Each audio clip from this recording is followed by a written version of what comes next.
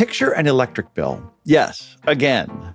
But not just your bill this time. Picture millions of them streaming into homes across California, then spreading to Oregon, Washington, Texas, 40 states, then jumping the border into Canada, then across the Atlantic to the UK, France, Germany, a dozen countries, tens of millions of homes. All of these bills showing the same simple thing, how your energy usage compares to your neighbors. If you listen to episode 1, you've heard this story before. That small comparison, that subtle nudge helped people change their behavior in measurable ways. O-Power, the company that got all of this started, was inspired by the research of Dr. Robert Cialdini, professor of psychology at Arizona State University. Since O-Power's inception in 2007, the company has scaled this fantastic idea to help consumers around the world save enough electricity to power the Hoover Dam for a decade. And like so much of Dr. Cialdini's work, the idea starts in the real world. And then after the research has been done, it circles back in a way that quietly reshapes behavior. One utility bill at a time, one door hanger at a time, one decision at a time.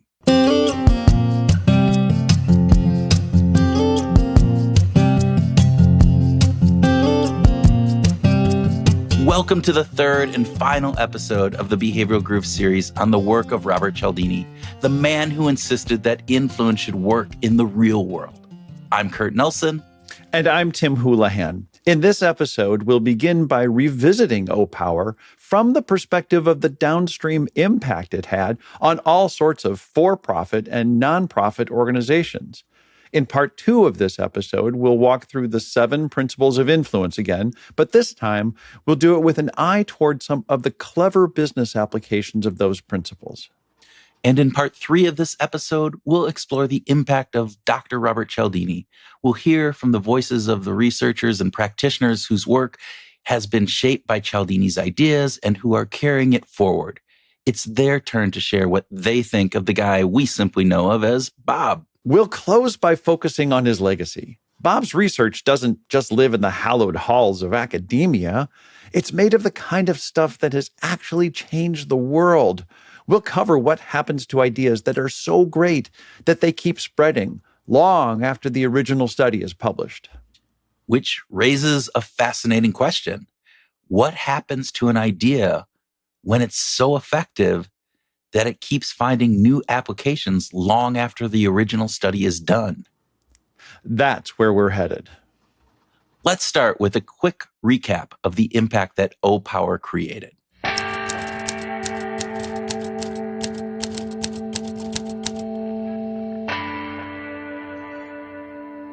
As we said earlier, O-Power generated real-world transformational change.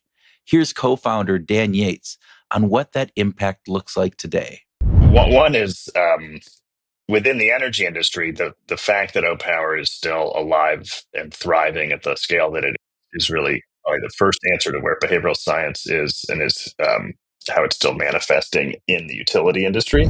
But here's what's even more interesting. O-Power wasn't just the end of the story. In fact, it was just the beginning. O-Power proved that using Cialdini's principles of social proof was not only successful, but it could be scaled. As soon as O-Power took off, other entrepreneurs began wondering what other situations could be addressed using this powerful element of human behavior. And according to O-Power co-founder Alex Lasky, the answer is just about everywhere. There's another former colleague of ours who started a company to reduce truancy in schools using the principles of Bob and of O-Power's. There's plenty of stuff in healthcare to increase adherence to medications, to make sure people show up at appointments. All these things, if they're not directly traced back to O-Power, I think some of them are certainly influenced by it and influenced by Bob.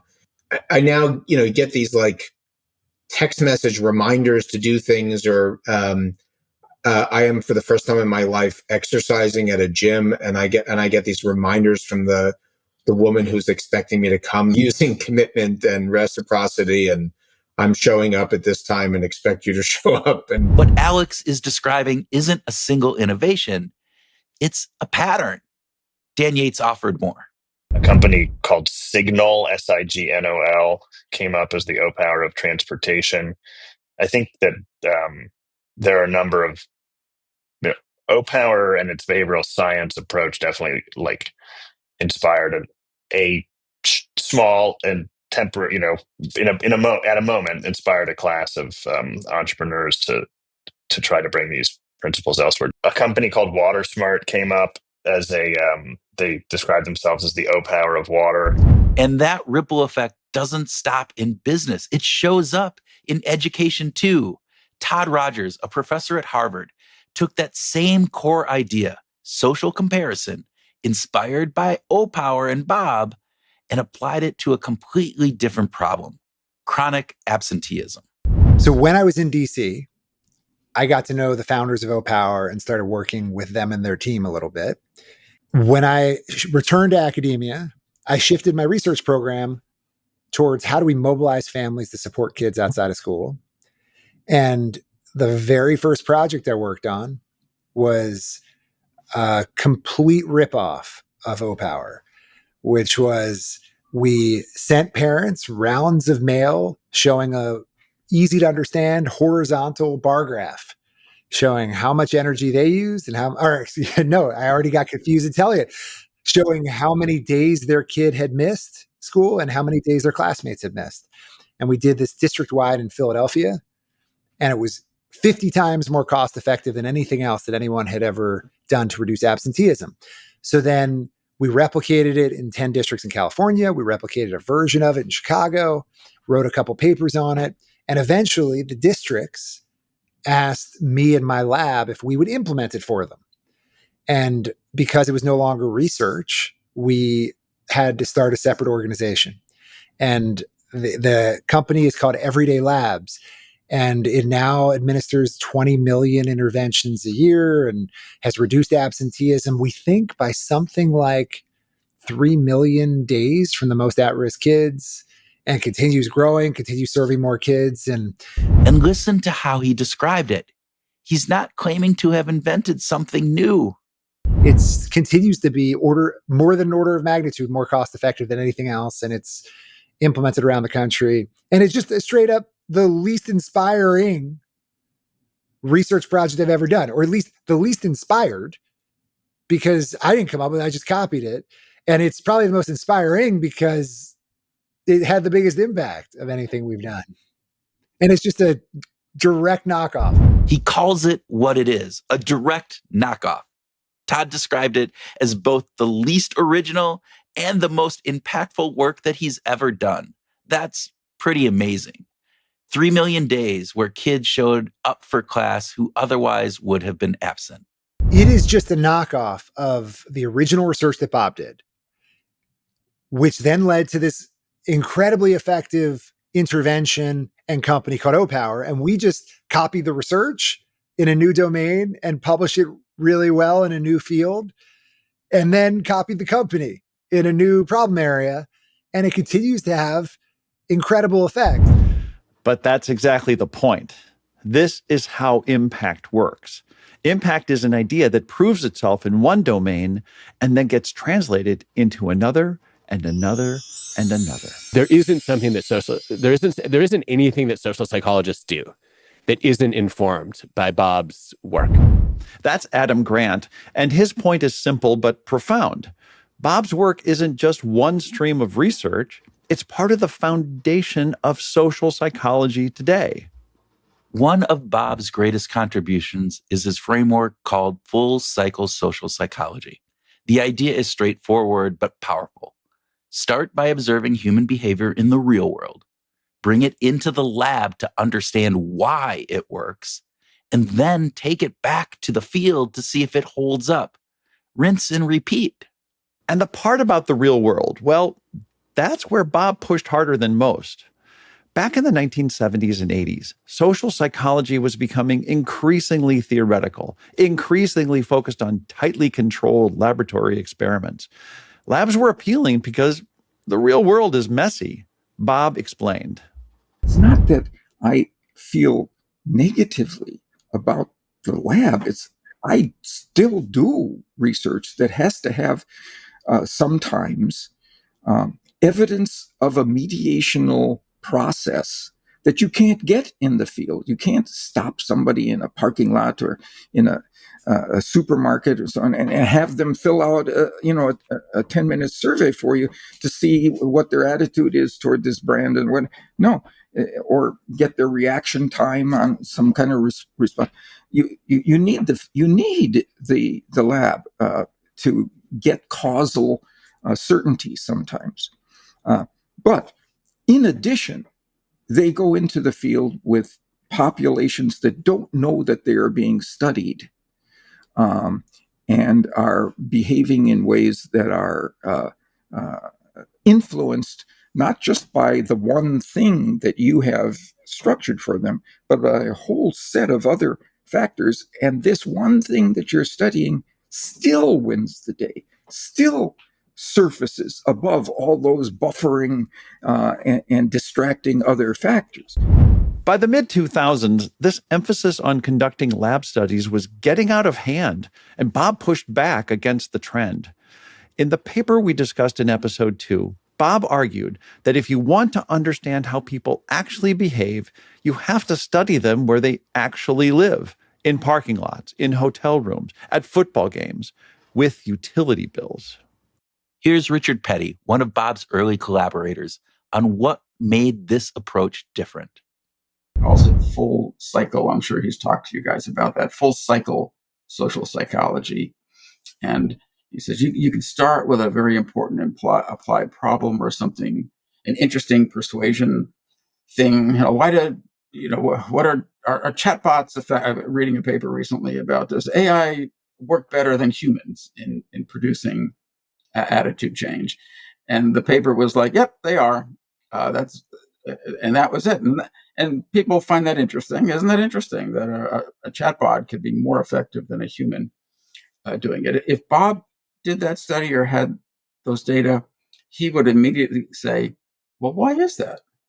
What's different about what the chatbot is saying or doing than the person? This paper didn't go into that, but Bob would have. He would get you thinking about the mechanism or process. And people will say if they found something, they go, oh, when else does it work? Or who else might it work on? And it's like, well, you can't even begin to think about who else it might work on unless you know why it's working. Because then you can, if I know it works this way, then I say, oh, it's working this way. Notice that he's pointing out that Bob wasn't satisfied with what worked. He wanted to know why. Because when you understand the mechanism, then you can extend that idea. Doug Kenrick, a fellow professor of psychology at Arizona State University, adds another layer. But he also did this sort of stuff on full cycle social psychology, which is that basically we should be not just sticking in the laboratory and replicating or, extending what other researchers have done. We should go outside. So the application kind of question, more broadly than even just persuasion, the idea that when you're doing research, you should be doing. Now, he's not the first person to say that. Kurt Lewin said, there's nothing so practical as a good theory, meaning that it's good to be, implying that it's really good to be practical with your theories. But Cialdini really embodied that more than many people.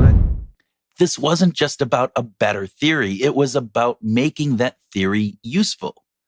And if that mindset sounds familiar, it should. Remember at the beginning of episode 2, when Bob talked about growing up in Milwaukee? Bob noticed that grocery store prices were fixed, but the prices at the roadside stand in the country, well, they were a little bit flexible. Yeah, at the roadside stand in the country, they might offer a discount if you were a repeat customer or throw in some extra vegetables. Context mattered. That's partly why full cycle psychology was so important, because if you didn't test an idea in the real world, you'd miss out on the nuances of the effects. Where you find an effect in the real world, you notice it. Maybe it happens to you. You take it to study in some sort of systematic way, and then you go back to the field to see if your study results align with the behavior that you see with regard to that principle in the real world. And if it does, now you've done the circle. And you can see that approach alive today. Organizations, including Behavior Change for Good, Ideas 42, the Basara Center, and the Behavioral Insights team, apply academic insights to policy problems in multiple countries. Now, Bob didn't create these organizations, but he helped shape the mindset behind them. Not single-handedly, of course, but he was one of the pioneers who insisted that research should be relevant, that it should be applicable, conducted in the field, and should actually help people. And that is what these organizations are all about. And in case you don't know, conducting studies in the field is risky work. Field research means you can't control all the variables. It means dealing with real people who don't always do what you expect. It means putting yourself in uncomfortable situations. Okay, so much for nonprofits, but what about for-profit companies? Are there regular for-profit firms that are leveraging the principles of influence as a regular means of doing business?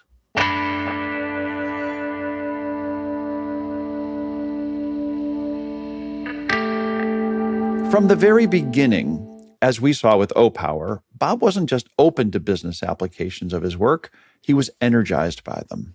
My university would never have been able to do this if they were my partner in this. And the same with the government, which is encumbered by all kinds of political and budgetary issues and so on. But the private sector, and I never thought that I would partner with them, but these two guys were terrific. And the cause was right, and so I'll never make that mistake again. To think that no, we don't belong as partners with the private sector. That partnership shifted how he thought about where influence could live and who could put it into practice.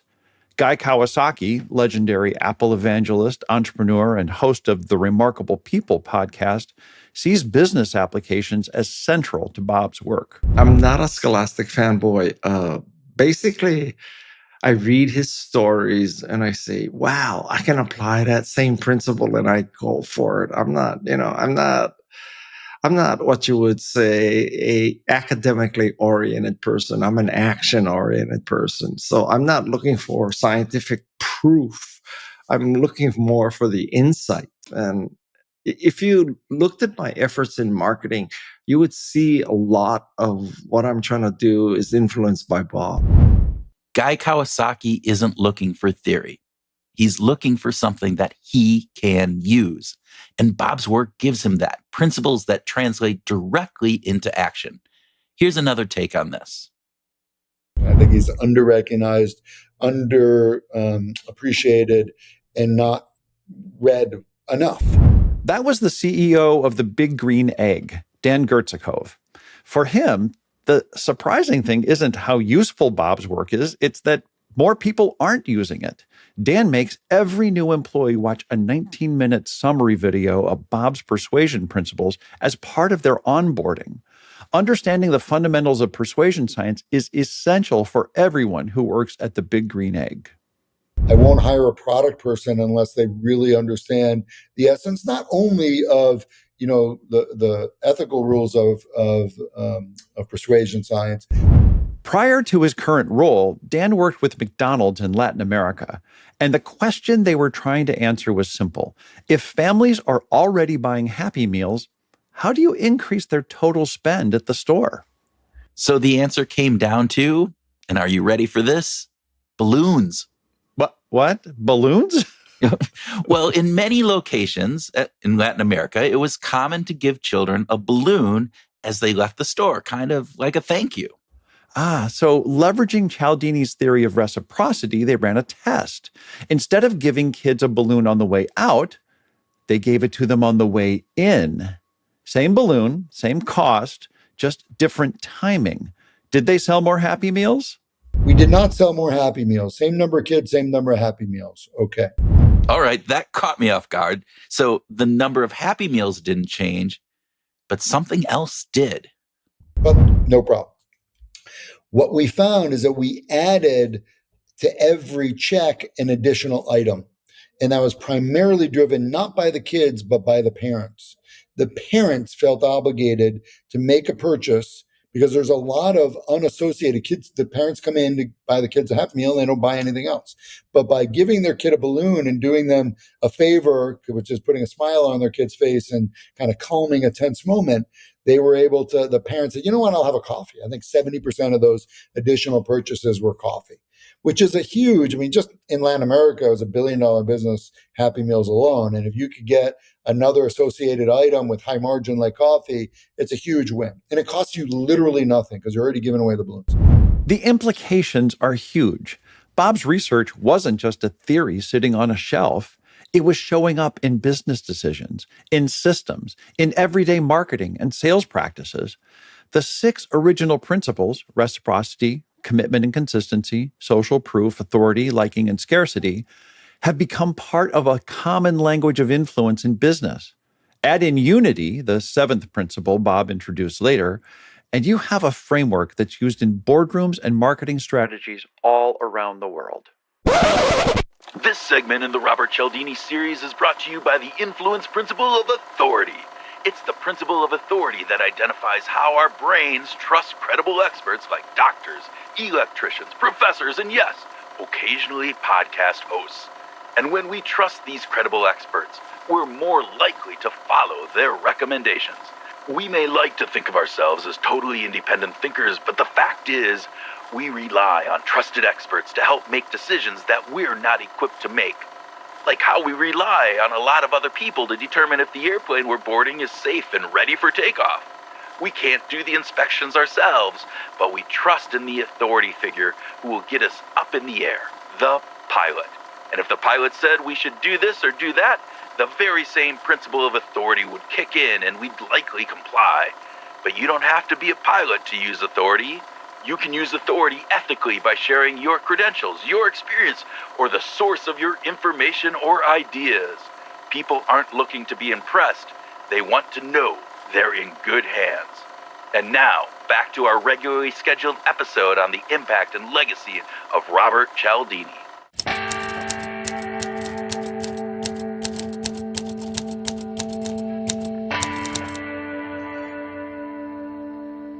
Let's walk through the principles of influence, but this time using a lens on how they actually get applied in business. And let's start with companies using reciprocity. If you say, can you do this? Can you do this?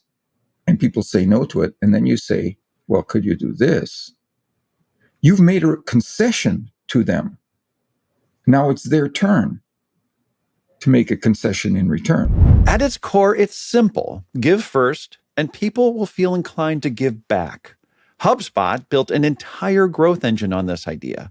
Before asking for anything, they offered genuinely useful free tools like Website Grader. No pressure, just value first. And that simple give first approach turned millions of free users into paying customers. Reciprocity didn't just help them grow, it shaped an entire category of SaaS marketing. Next is commitment and consistency. You say yes to an initial request, and after you've done that, you become susceptible to a congruent subsequent request. You start with a small yes, and it becomes easier to say yes to a bigger one. Think about companies like Casper or Warby Parker. They don't start with buy, they start with try. Sleep on it, test it, experience it. Once you sleep on a mattress for 100 nights or test 5 frames in your mirror, you've made a small commitment. And psychologically, returning it now feels inconsistent with your own behavior. That initial low friction yes quietly paves the way for a bigger one. Then there's liking. Tupperware built a global business around liking. The real driver of sales wasn't the translucent plastic containers, it was the hostess. Guests were buying from someone they liked. Today, influencers operate on the very same principle.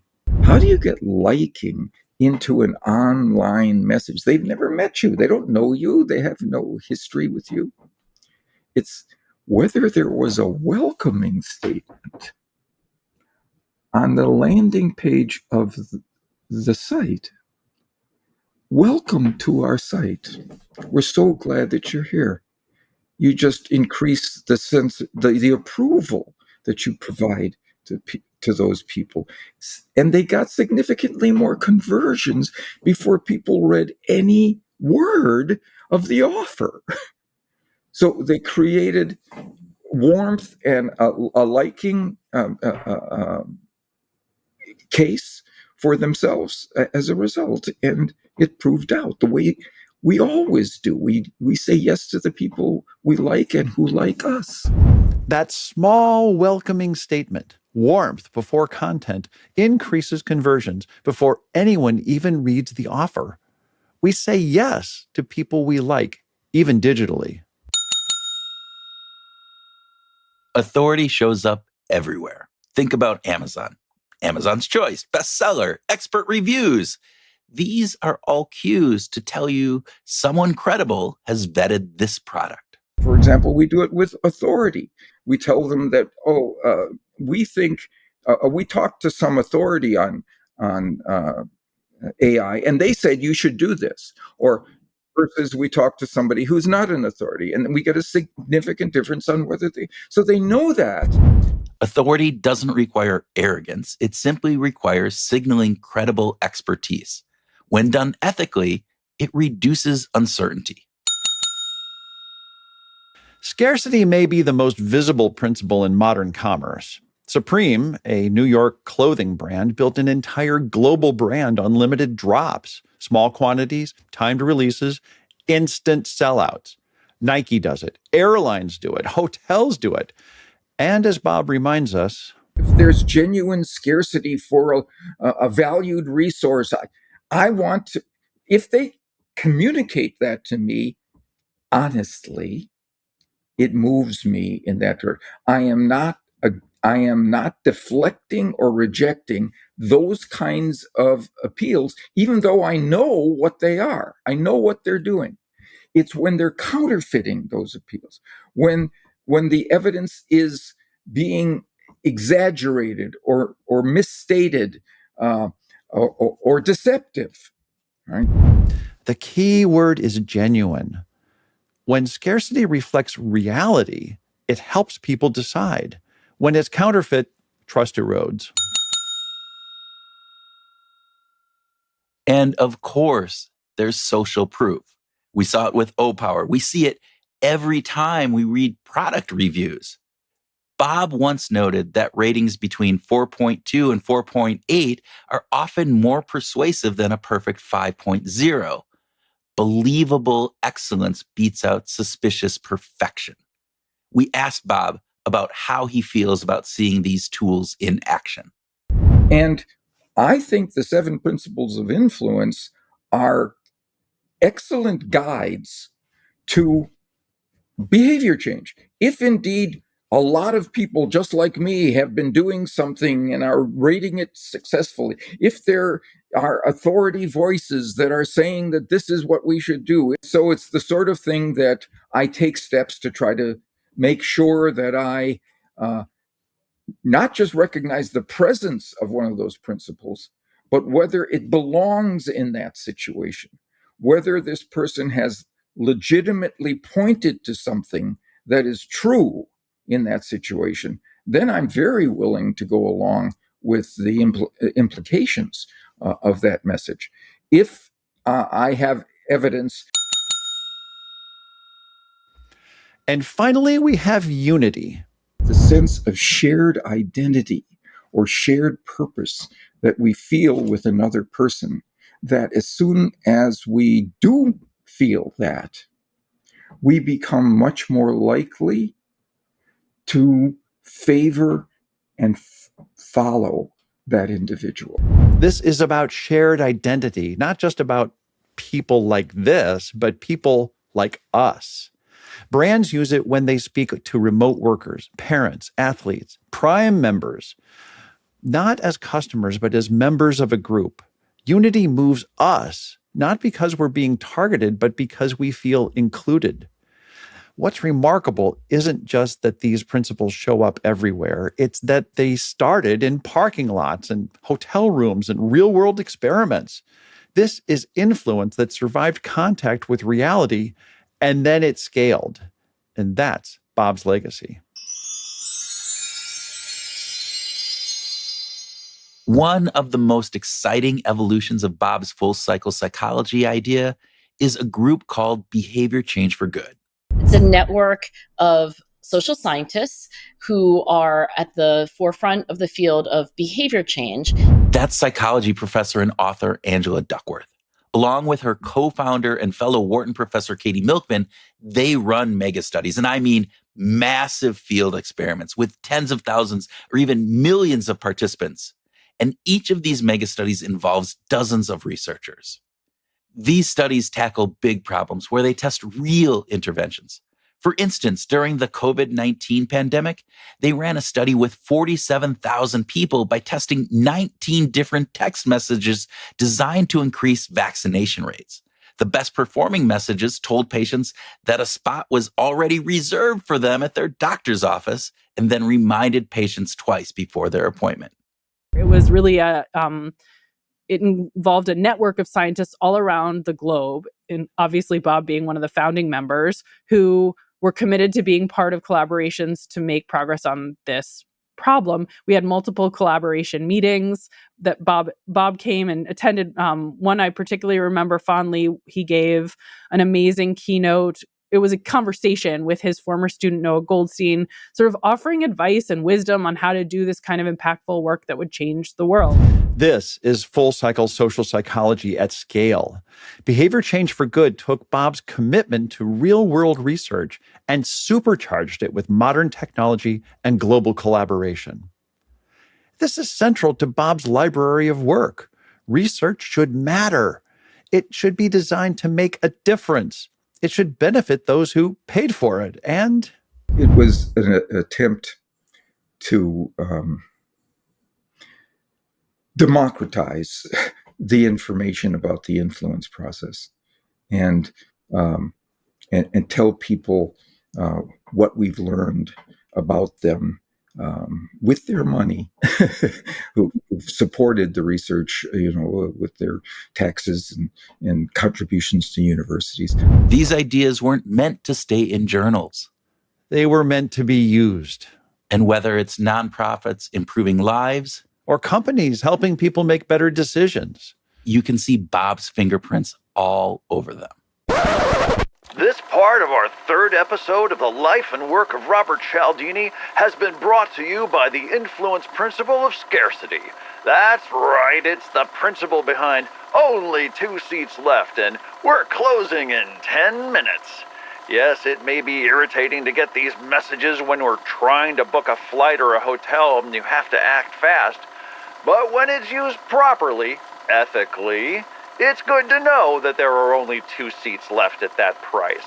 It's a good thing when it accurately represents what's happening in the real world. Scarcity ends up being an effective tool of influence because people place higher value on things when they feel limited. So in your own life, when you're using scarcity honestly and ethically, you can say, I've only got 30 minutes to talk, or I don't have capacity for new clients this month. It's not manipulative if it's true, which requires the communicator to be clear. Yet sometimes we consumers aren't comfortable that we're actually getting the straight stuff. But if there's an accurate depiction of what's happening, that is, if there really are only 3 seats left at that price, it's good to know. Scarcity helps us prioritize what matters most. When we're faced with limited availability of what we want, we have to think a little bit more about how much we want it. Now, back to our final episode on Robert Cialdini.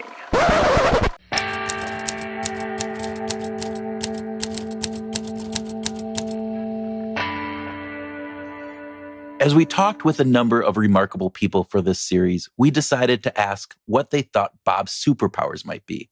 As expected, the answers were generous in both their length and detail. Here's Guy Kawasaki. Bob's superpower is the ability to look at a lot of data and a lot of studies and figure out the practical implications of this. And because it takes some leap of faith, it takes some insight, because I mean obviously there's a lot of psychology research and not all of it hits the mainstream like Bob does. What Guy is getting at is something that we've seen throughout this series. Bob doesn't just generate ideas, he translates them. And Angela Duckworth points to where he does this research. Much rather go to a hotel and figure out what door hanger is that you would, and see whether you can actually get the towels washed or not washed. Again, it all starts in the real world. As Professor Betsy Levy-Pallack notes, Bob takes it to the next level. He thinks about the push and the pull of various kinds of motivations and contextual factors and identities. Bob has this sort of diamond cut clarity about his ideas, and is never reductive, but always tries to clarify an idea about the force of a particular motivation, help you to look at it from different angles with highly naturalistic studies in the full cycle of his research, also taking it into the lab. He uses such clear language, such compelling language. I would say that one of his gifts is clarifying out of deep complexity. Bob made that study of these extremely complex forces on behavior extremely accessible to many people and to many scholars. And he didn't reduce it to the lab all the time. He kept it extremely interesting and naturalistic. It's really hard to teach the writings of Kurt Lewin in a classroom, but it is never hard to teach the writings of Bob Cialdini. But it's not just how he thinks, it's how he shows up. Bob refuses to take himself too seriously. This comment came from his colleague, Steve Newberg. Bob takes his work really seriously. Bob doesn't take himself all that seriously. Yeah, he understands who he is, and he understands how people think about him. He understands he has a responsibility. I think he's adopted the mantle that people have given him, and he feels a responsibility to live up to that. I think there's a humility in sort of understanding who you are and being aspirational towards, the best way that people view you. I mean, he is so much better than all of us at what he does, but you don't feel that sense of ego when you are collaborating with him, and I think that's very rare.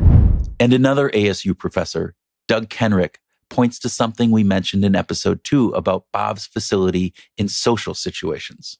I think he's got tremendously high social intelligence, that he sees things going on in social interactions that other people don't see. And so, that I think that social intelligence is probably his biggest superpower. Hard work is just about a tie for that. It's like, but what's funny with Cialdini, so I was telling my graduate students recently that there's a kind of a yin and yang between work and fun. And you sometimes hear people say, oh, well, I don't want to work all the time, I want to have fun. If you're working properly, if you're really working hard and doing something you enjoy, that is fun. And the harder you work, the more fun it gets. I mean, so why does Cialdini still come into the office every day and still, it was because he loves what he does. In some sense, this for him is probably more fun than playing baseball was when he was a teenager. And I think that's another superpower that Cialdini has, is that for him, work is play. And the CEO of Influence at Work, Steve Martin, puts Bob's superpower in a slightly different shade of work is play. Bob is a great scientist, but he's an absolute brilliant field experimenter. He has a genius for coming up with neat, interesting, surprising, sometimes quite quirky ways to kind of get to the heart of a human action or behavior. Marcus Brower adds yet another dimension to Bob's research prowess. I think Bob's superpower is that he thinks outside the box and he approaches common issues or common themes from a different angle. And he's not afraid to look at them from a different angle. And he also has that superpower to say, I'm going to step away just so that I have a big picture. I mean, if we really want to understand this, I need to take a step back and I need to talk to people who do this in the real world. And I think that's sort of where he's different from other people. He has an ability to step back, to see the bigger picture, to develop field experiments that get to the heart of human behavior and to have fun doing it. But all of those would matter a little bit less if Bob wasn't such a terrific communicator. He truly shines in this realm. Here's author Dan Pink describing his view on Bob's superpower. I'm going to say that it's clarity more than anything else. That you can see. I find him always exceptionally clear, straightforward, and simple. And also, I think that his communication style. I think part of the clarity is that he communicates with the listener and the reader in mind. He's not a communicator who is trying to shine a light on himself and show how smart he is. And UCLA researcher Noah Goldstein doubled down on communication. I would say more than anything, it's his ability to communicate. It's his ability to write even an academic paper that you want to read. And he actually wrote another paper called, I think it's called Giving Psychology Away. It was published in PSPB many years ago. And it's really about how we as academics can do more to make our work accessible, not only to the general public, but the funders of this work, including the government, helping them understand sort of what kind of value they're getting for their faith in behavioral science. And Todd Rogers at Harvard couldn't resist mentioning Bob's communication abilities too. First order, he's an amazing writer and a successful, effective, persuasive writer. That is probably the door opener for everyone, because 15 million copies and untold numbers of scholars influenced by the academic work. Bob will tell a story that's gripping. Sometimes you don't know where it's going, and then it all ties up.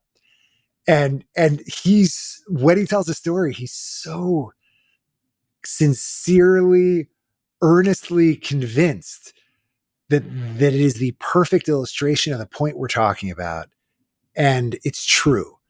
And then it ends up being super convincing. And then we hear Bob's colleague, Steve Newberg, speak to something at the heart of it all. Bob wields great patience when it comes to crafting great messages. And Bob is very patient. I don't know. Bob writes in like paragraphs. I mean, he hates to edit. So Bob hates to edit. So he'll stare at, he'll stare, old-fashioned keyboards, old-fashioned monitors, and he'd just be staring at a screen for like an hour, and like blood is coming out of his forehead, right? And then he types like a perfect paragraph. Okay, whatever. Let's end the superpower discussion with the very enthusiastic Katie Milkman. If you've ever met Katie or even listened to her on a podcast, you'll know she is unique in her passion for pretty much anything in her life. But her joy is especially bright when talking about Bob Cialdini. I mean, he has a lot of superpowers. He makes you, in his writing, entertained, intrigued, and he makes you see the usefulness of the insights. So he's an incredible communicator, an incredible writer. Also, the insights are amazing, right? He's an incredible thinker. Every one of these insights that he has is so obviously true and also hadn't been articulated clearly in a way that made us see, oh, yes, that is a tactic, that is a strategy that is useful to change others' behavior, particularly in hopefully positive ways. I love another superpower is having an ethical compass in all of this, right? Because you could easily see a skeezy version of Bob Cialdini not making the world a better place, just sort of articulating all these ways to scam people into buying more junk, or because the insights could be used for evil, but he has this amazing ethical compass and manages to communicate these important scientific insights in a way that, one, makes us want to use them for good because he demonstrates how to use them for good. I think that's an amazing superpower, to have thread that needle of studying something that could be skeezy in a way that instead is clearly guided by a great moral compass and really does seem to be making the world better. Like it really, all the applications I point to most regularly. Insight, clarity, usefulness, and an ethical compass. And as if that wasn't enough, there's more. When we asked about his work, people kept telling us something else.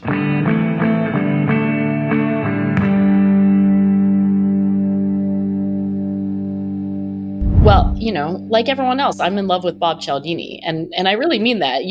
Everybody's in love with Bob Cialdini. That's Angela Duckworth, and it comes up again and again. It's not just professional admiration, it's genuine affection. Everybody loves Bob. And at least part of that is because he treats people in all the ways that we all wish others would treat us. Yeah, the golden rule. A similar personal message came from Brian Ahern, Bob's colleague from Influence at Work. But if he was in town, he always made time for me. And it was so great because here I am one-on-one with the world's foremost expert on influence and persuasion. And I could ask him questions. Like I asked him questions about our daughter as she was growing up and what suggestions do you have, and implemented some of the things that he talked to me about. Or maybe he shares a bit of research that's not public yet. And I get like a first look at that. And so he is just so generous with his time and his knowledge. We should mention that we recorded hours of this love fest for Bob, which is nice, amazing even. But here's the real kicker. We never actually asked anyone why they love Bob. We never asked the question in any of our interviews. We never said, hey, can you share your thoughts on why you love Bob? Those stories just showed up unprompted. So rather than dedicate an entire episode to Bob's likability, we thought we'd tell one story because it captures a lot of what people were pointing to. Steve Martin told us this story. It starts with a high school student in Australia, Eloise Copeland, who reads Influence for the first time. She said, when I was 15, my high school teacher gave me a copy of Influence, The Psychology of Persuasion. And at the time, she read it and fell in love with it. She loved the ideas in it. And at the same time, she fell in love with psychology. And it wasn't a crush. It was an all-out love affair. She got a scholarship to come to Oxford and trained to be an experimental psychologist. And then she ended up being pretty much handpicked to go to UCL and go work with Susan Mickey. Okay. And she is no doubt, in my mind, an absolute future star. I mean, she's already publishing work that, has been published in Science and in Harvard and in Cognition and the big publications. And she's only 28. Early in her graduate school career, she shared an early draft of a paper with Steve. And I got an early draft of this paper and I looked at it and I said, Bob, you've got to read this because although it doesn't explicitly talk about your work, it's a natural extension of the work you've actually done. And I think you should see it. So he read that paper and then he contacted me and he said, do you think Elle would be at all, okay if I was to kind of mention this paper in the new edition of Influence? And I said, I don't think she's going to be resistant to that at all. I think she's going to be absolutely delighted by that. And Bob doesn't just notice it, he includes it. It's a remarkable full circle story. The high school student is exposed to psychology through Bob's book on influence. Then, years later, her own work gets featured in an updated edition of the same book. But it goes even further. So that's the kind of tears in the eyes moment. That's just astonishing to me. But then Bob had to go and do something else. He then said, find out the name of this teacher for me. And one of the first latest editions of Influence off the press, one of the first plated copies, he wrote a letter to Elle's teacher, signed the book, sent it back from one teacher to another.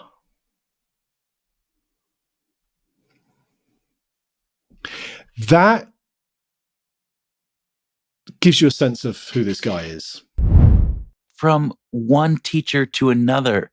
If that feels familiar, it should. We saw it earlier from Mrs. Schmidt in kindergarten to John Tebow at the conference. Moments of recognition, small acts of kindness that stick. So what is it about Bob that inspires that kind of devotion? The New York Times bestselling author Dan Pink shared this with us about his first meeting with Bob at a seminar in Phoenix many, many years ago. Maybe it was all about how Bob sounded. And then I think at the end of the first day, there was like a cocktail party, a gathering, something like that. And he was there. And that's how I first started. That's how I first started talking to him. I think I was surprised by his exceedingly calm manner and his voice, which is somewhere between a FM radio DJ and an angel. Yet, we know it was more than that. Part of it is his generosity. When Alex Lasky and Dan Yates showed up wanting to build a business around his research, Bob didn't guard his ideas jealously. He jumped in with them. He took a sabbatical to work with them. He made their successes his success. Part of it is his integrity. Bob has always been clear that influence should be practiced ethically. He's not interested in manipulation. He's interested in understanding how influence works so that people can use it responsibly and defend themselves against those who don't. And part of it is just Bob, his warmth, his curiosity, his willingness to challenge the status quo while remaining genuinely kind to everyone around him.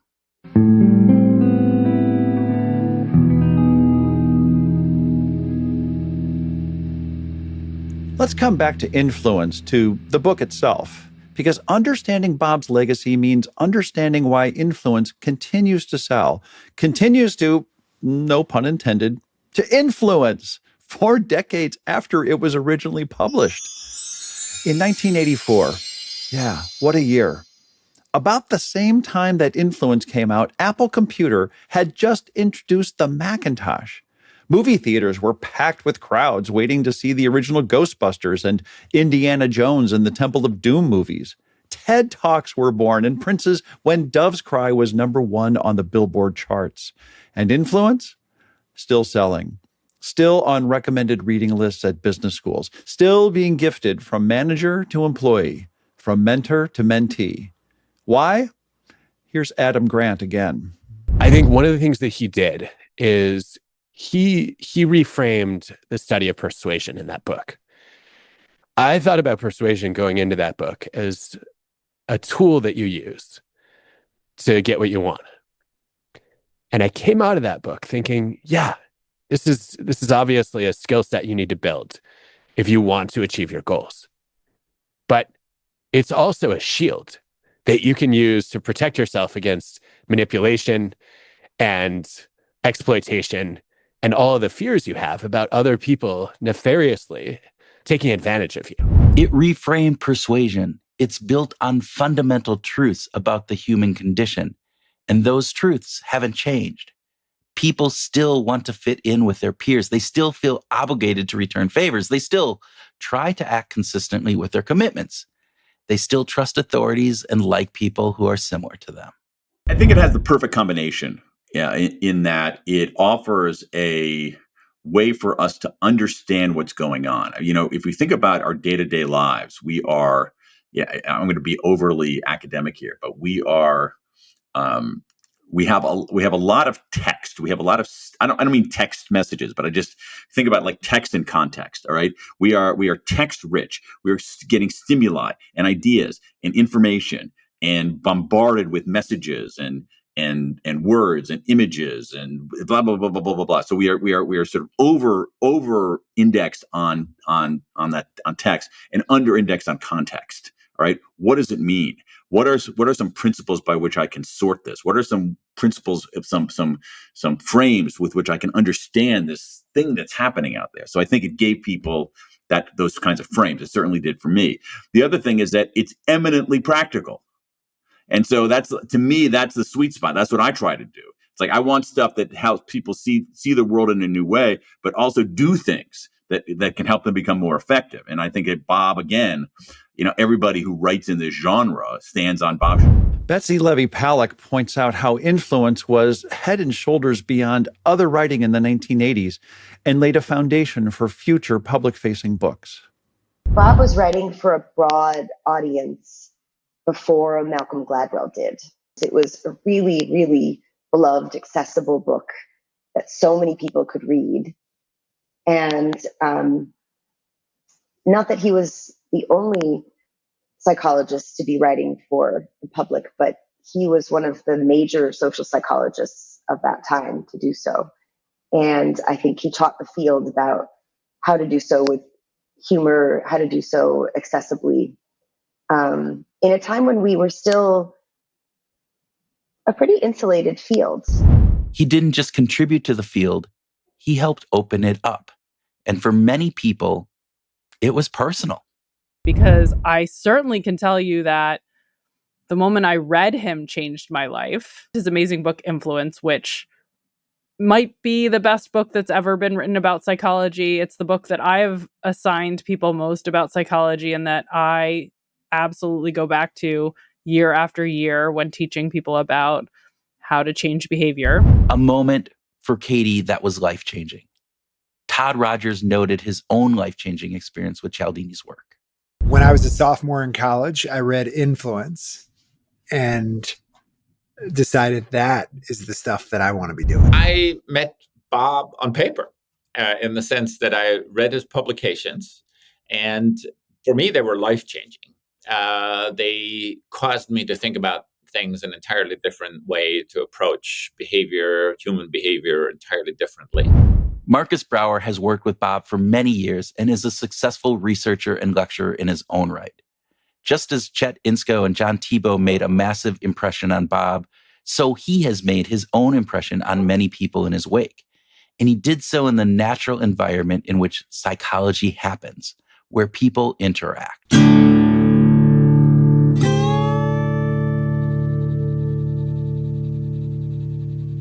If you look at Bob's career, the output is remarkable. It's not just the volume, it's the consistency.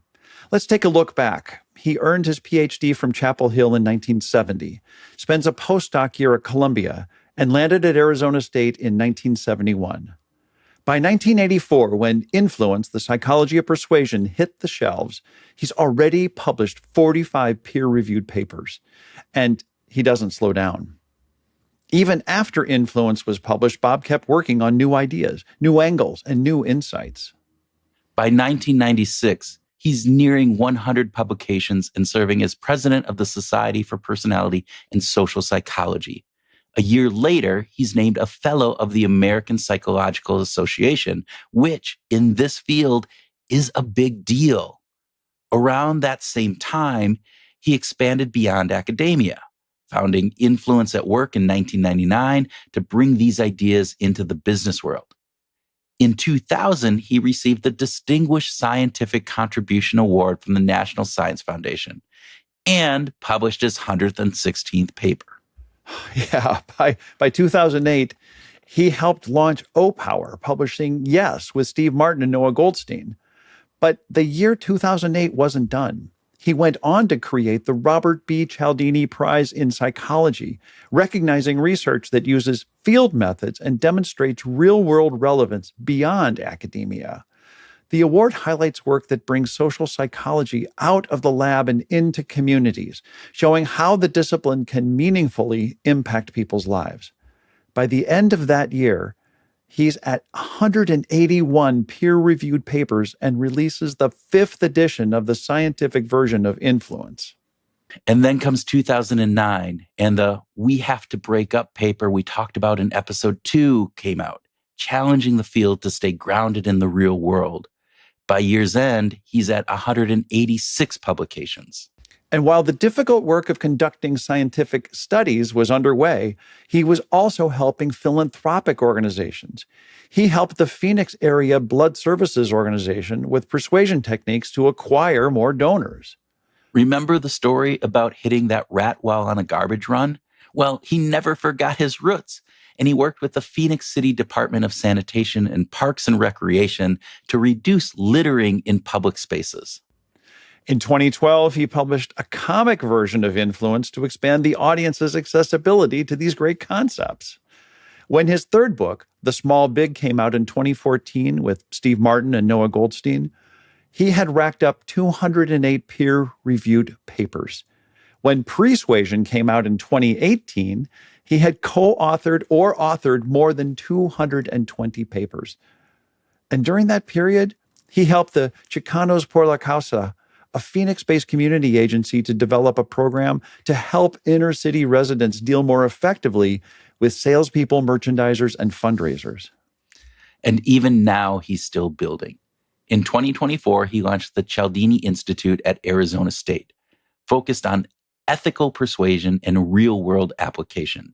It includes an endowed chair linked to the social psychology labs at ASU, which is a little ironic for someone who built his reputation studying behavior in the field. He's also working with Steve Newberg on an initiative called Psychology for Life, bringing evidence-based psychology to everyday people. He's created institutions, built companies, shaped research, all to carry these ideas forward. Bob has had a remarkably productive career.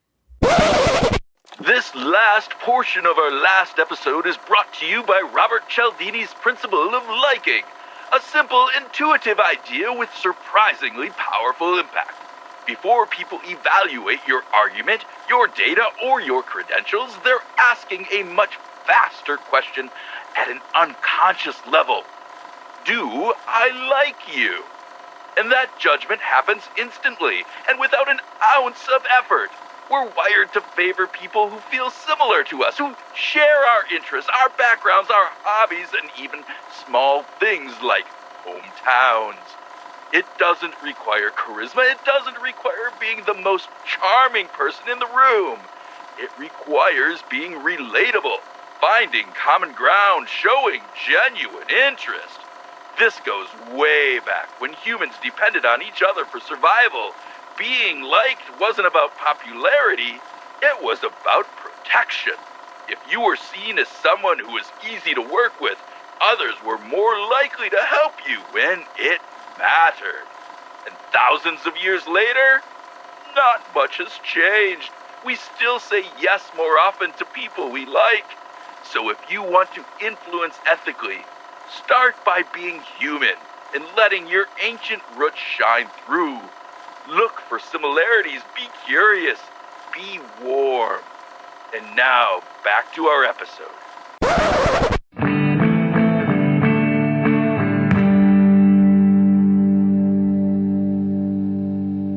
Let's bring this home by going back to an interview that we had in 2022 with Nobel laureate Daniel Kahneman. Kahneman, who, alongside Amos Tversky, probably did more to shape what we now call behavioral economics than anyone, and has seen this field evolve from the inside. Well, in the middle of our conversation with him, he volunteered this remarkable comment. The part that's appealing to the public, not just that's social psychology, I mean, clearly, and Cialdini should be a father of behavioral economics, and he's considered as such. And so now, social psychologists who want to do applied work have to call themselves behavioral economists. So that's the ultimate irony, because that was not what Dick had in mind to begin with. That's not a casual comment. That's high praise from one of the architects of an entire discipline, saying Bob Cialdini helped build the foundation. We're recording these sessions in early 2026, some 55 years after Bob joined the then third-rate Arizona State University as a very unknown assistant professor of psychology. And even now, even after all that we've shared in this series, it barely scratches the surface. Because Bob's story isn't just about papers or principles or even impact at scale. It's deeply personal. It's about family and legacy. Here's Bob talking about how his grandkids inspired him in the writing of Persuasion. I put a picture of the three of them next to me next to the screen because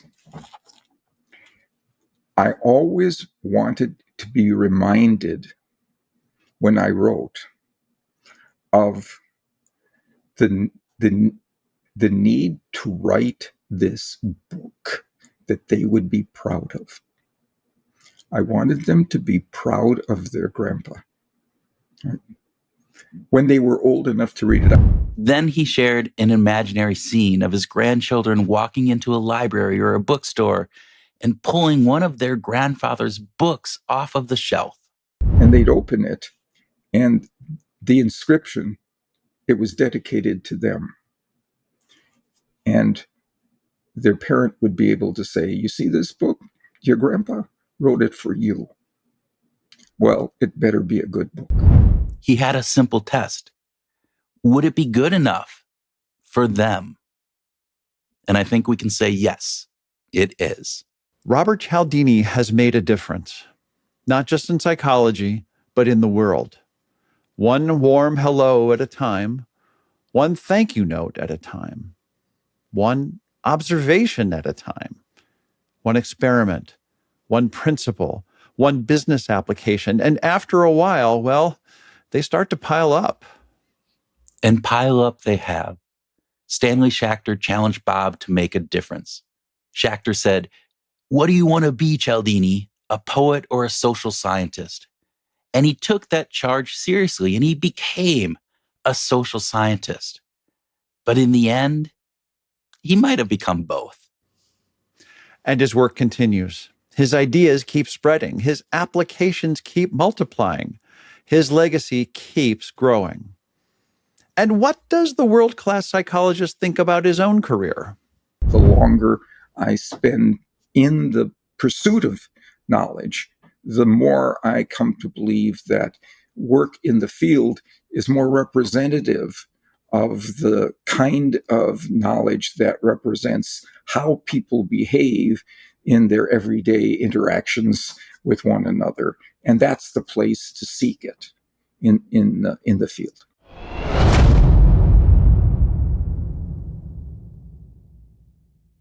The Behavioral Groove series on Robert Cialdini's work is written and reported by Kurt Nelson and Tim Houlihan.